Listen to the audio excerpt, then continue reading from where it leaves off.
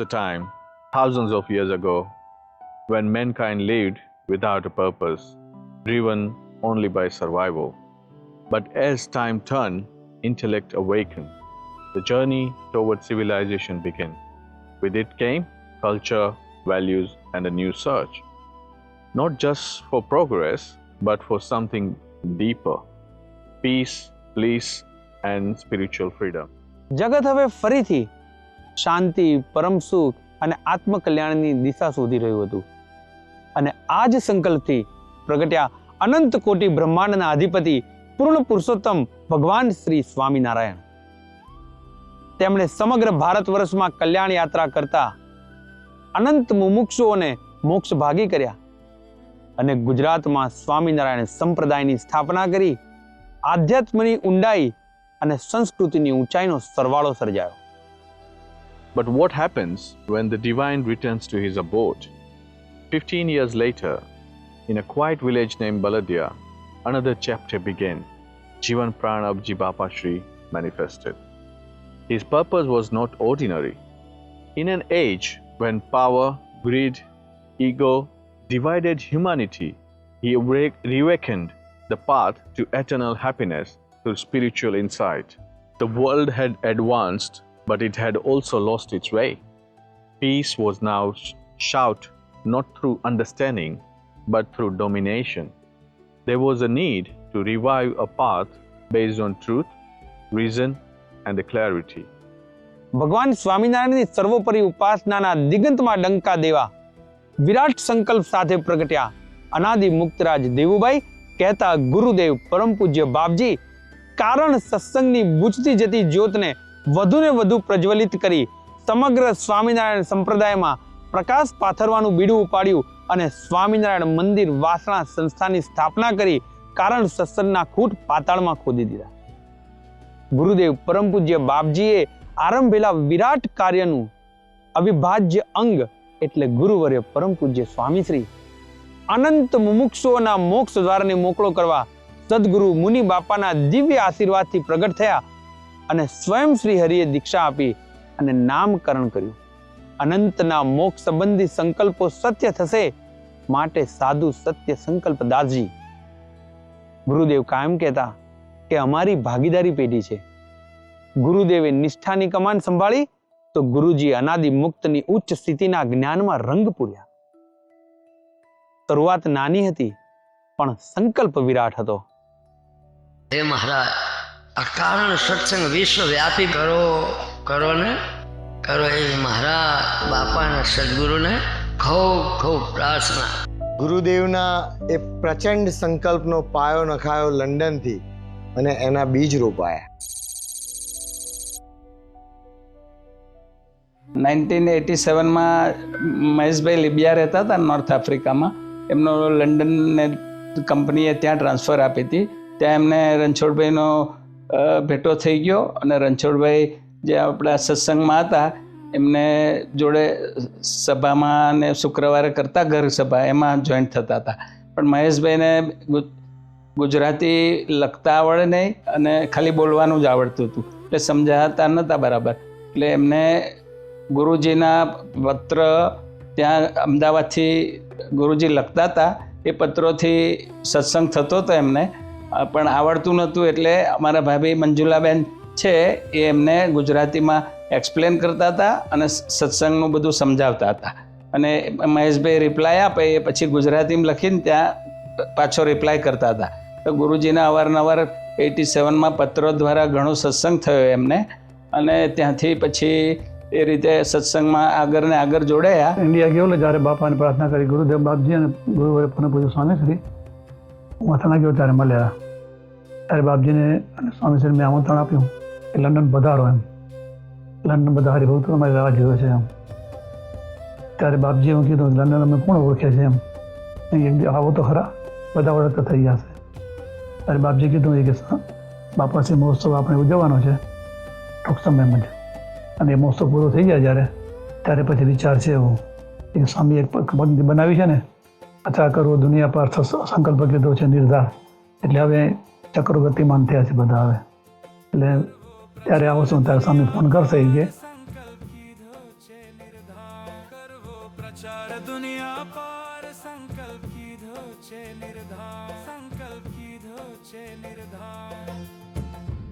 કહ્યું કે બાપાશ્રીનો મહોત્સવ બહુ મોટા પાયા ઉપર થવાનો હતો, એટલે એમને આમંત્રણ આપ્યું હતું. એટલે એ ગયા હતા ત્યાં, અને ત્યાં પછી એમણે ગુરુજીને બાપજીને વાત કરી કે તમે લોકોને લંડનમાં આવો તો વધારે સારું, તો આપણે સત્સંગ વધારે થાય, આપણા ઘણા ગુજરાતી ફેમિલી છે. તો એ રીતે પછી નક્કી પ્લાન કરવાનો લંડનનો થયો. બાપાશ્રી મહોત્સવ પૂરો થઈ ગયો અને પછી આપણે અહીંયા આવવા માટે બધી તૈયારી થઈ. મહેશભાઈને તમે ઓળખતા નહોતા, મહેશભાઈના ઘરના અહીંયા હતો, એની સાથે કોન્ટેક્ટ કર્યો. પછી અમે ને દેવસીભાઈએ 3 જણા થઈને આપણે વિઝાનું બધું પ્રોસેસ ચાલુ કરી. વિઝા મળી ગયા અને 95 સાલમાં ઓગસ્ટના લગભગ 27, 28 કે 29 તારીખના અહીંયા આમ તો મંડળ સહિત બાપુજી પધાર્યા અહીંયા. એ ઐતિહાસિક ઘડી આવી જ્યારે વાલા હરિકૃષ્ણ મહારાજ, વાલા ગુરુદેવ અને ગુરુજી સાથે પૂજ્ય સંતો અને હરિભક્તોનું મંડળ સંસ્થાના સૌ પ્રથમ વિદેશ વિચરણ માટે લંડન જવા પ્રયાણ કર્યો, જેનો સત્સંગ સમાજમાં ખૂબ જ આનંદ હતો, તો ક્યાંક વિયોગનું દુઃખ પણ હતું. ત્યારે આ સંતો વિદેશ પ્રવાસનું આયોજન થયું છે, તમે બધા પણ સાથે રહેજો. પરંતુ પેલા ભક્તોનો, મુંબઈના હરિભક્તોનો એટલો એમાં એટલા પ્રેમાળ છે, એ પ્રેમને વશ થઈને બોમ્બે જઈને એ લોકોને એક દિવસ રાજી કરીને જ જવાનું ગોઠવાયું. ત્યારે ધન્યવાદ છે આ ભગવાન પ્રેમી ભક્તોને સર્વબંધુ હિસાબ હોય અને અનેક જીવના હિત માટેનું સંતોનું વિતરણ હોય. ભગવાન સ્વામિનારાયણને એ જ પ્રાર્થના કરું, બાપાશ્રીને એ જ પ્રાર્થના કરું કે હે દયાળુ અને સ્વામિનારાયણ ભગવાનનો બાપાશ્રીનો સંકલ્પ છે, સ્વામિનારાયણ ભગવાનનો સંકલ્પ છે, પાંદરે પાંદરે અમારે સ્વામિનારાયણ નામ પ્રદર્શિત કર્યું છે. આ સ્વામિનારાયણ ભગવાનનો સંકલ્પ છે અને બાપાશ્રીનો સંકલ્પ છે કે અનંત કોટી બ્રહ્માંડોમાં આ સર્વોપરી ઉપાસના અને અનંતની મુક્તની સ્થિતિના ભૂત ખોલવાનો બાપાશ્રીનો પ્રગટ થવાનો જે મંગલ છે એની સમજો. આપણી શરૂઆત આ મહોત્સવથી થઈ ચૂકી છે. મહોત્સવ ત્યાં આપણું પ્રથમ સોપાન હતું. આ મહોત્સવથી બધી શરૂઆત થઈ ચૂકી છે. મહારાજ અને બાબાએ આપણે જોયું છે કે આપણી કેપેસિટી બહારનું આપણી નાનાની 8 વર્ષની સંસ્થા આટલા 15 ગોળ સંતો અને કોઈ આપણી તાકાત છે કે આ કરી શકો નહીં. અમે પણ હજુ કલ્પના નથી કરી શકતા કે આ કઈ રીતે બન્યું ને કેમ થઈ ગયું.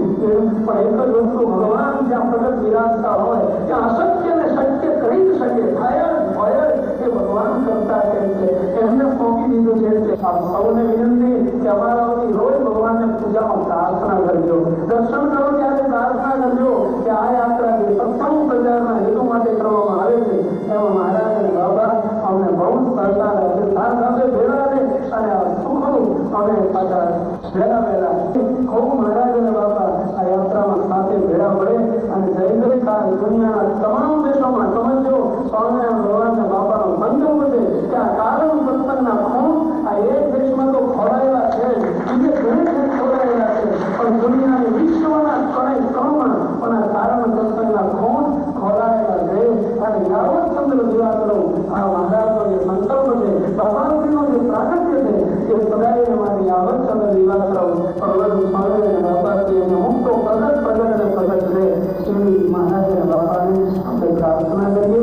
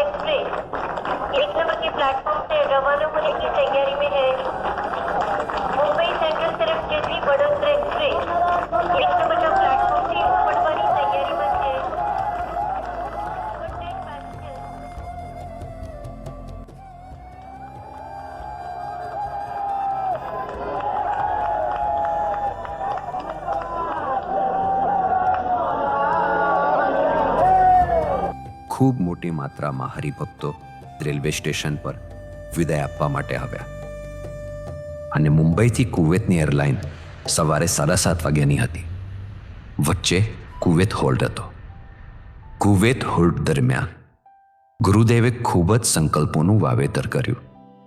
30 ઓગસ્ટ 1995ના રોજ મુંબઈ એરપોર્ટ પરથી સવારે 7:30 વાગે કુવેત એરવેઝની ફ્લાઇટમાં ગુરુદેવ પરમ પૂજ્ય બાપજી, ગુરુજી પરમ પૂજ્ય સ્વામીશ્રી તથા સંતો લંડન વિચરણ માટે ટેક ઓફ થયા.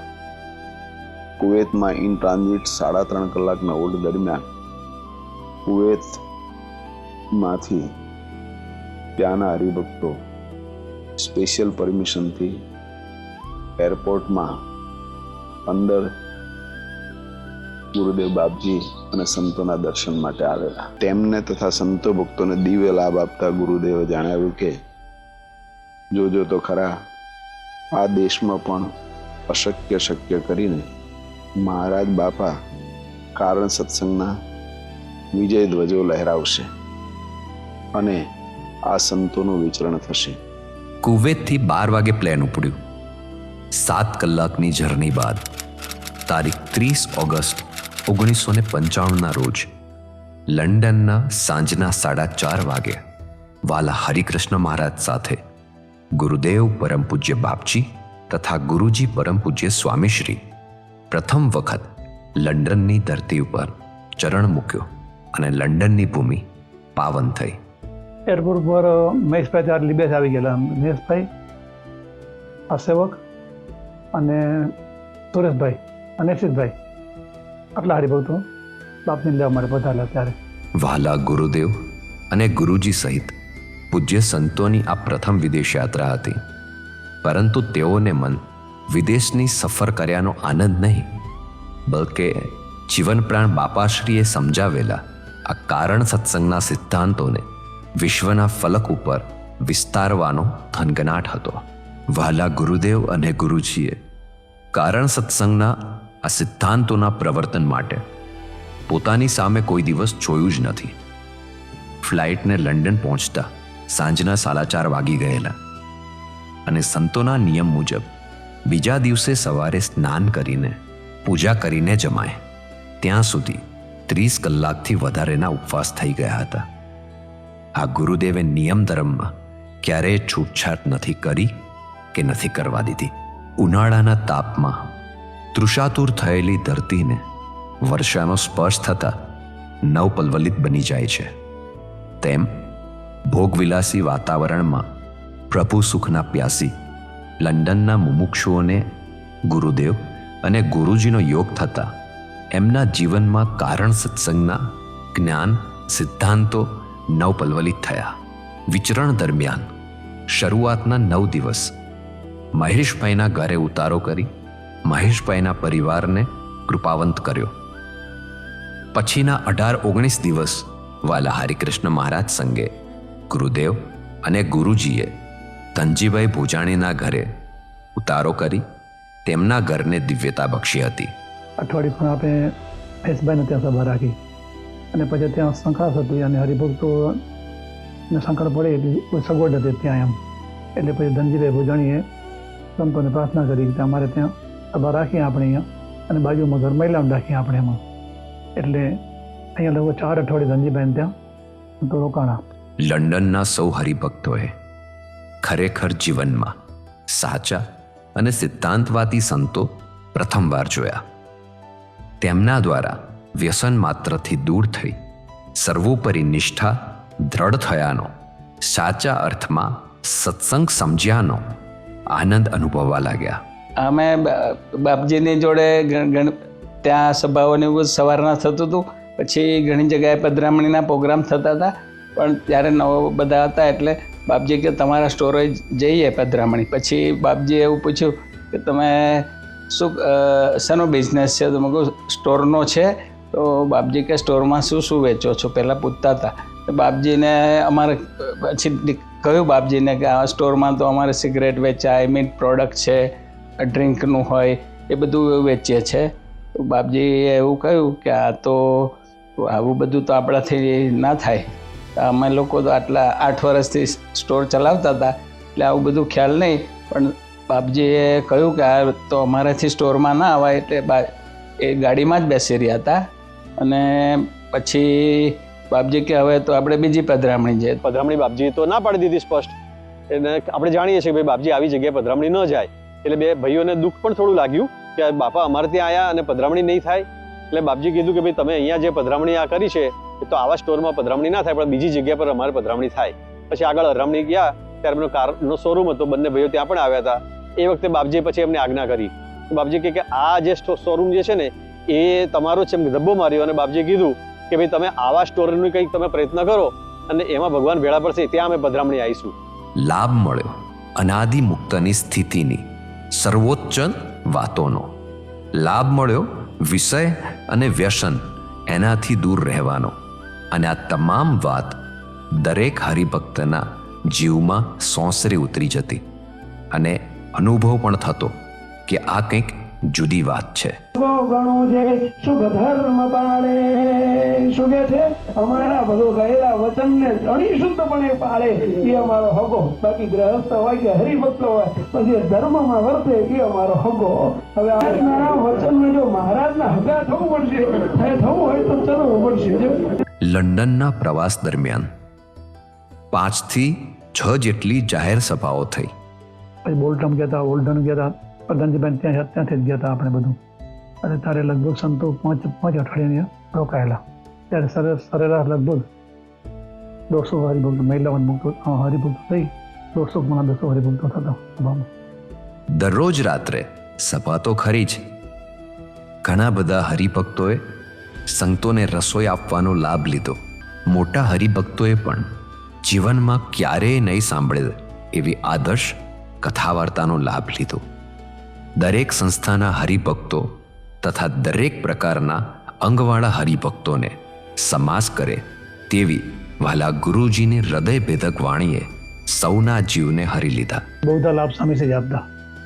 અને ત્યારે આપણો કારણ સત્સંગ શા માટે બાપાશ્રી શા માટે પ્રગટ થયા અહીંયા, અને બાપાશ્રી પ્રગટ થઈને સદગુરુ શું કર્યું અહીંયા, અને એના માટે આપણે બાપાશ્રી જે આપણે જ્ઞાન આપ્યું છે જે એનો જ્ઞાન પ્રચાર કરવા માટે આપણે આ કારણ સત્સંગ એના માટે આપણે એની સેવા આપી છે આપણે. એટલે હવે આપણે જે કરવાનું છે જે બાપાએ આપણે છે જે એ આપણે બધા હરિભક્તોને આપવાનું છે. હારમાં વહાલા ગુરુદેવ પરમ પૂજ્ય બાપજી પણ નિષ્ઠા તથા ઉપાસનાની બળભરી ભારે ભારે વાતો કરતા અને આનાથી સૌને ખૂબ જ બળ મળ્યું. આમ જોઈએ એ વાતાવરણ જેવું દિવ્ય હતું. જે સમાજ વહેલા જે બાપજીને સ્વામીજીને મળ્યા હશે ને જે, એટલે બધાને અંતરે ફિલિંગ થઈ જતું. ઘરનો હોય કે પારકો હોય, પણ એક દિવસ એક વખત સ્વામીજી બાપજીની નજરમાં આવ્યો છે એટલે એને તો અંતરમાં ટાઢું થઈ જતું.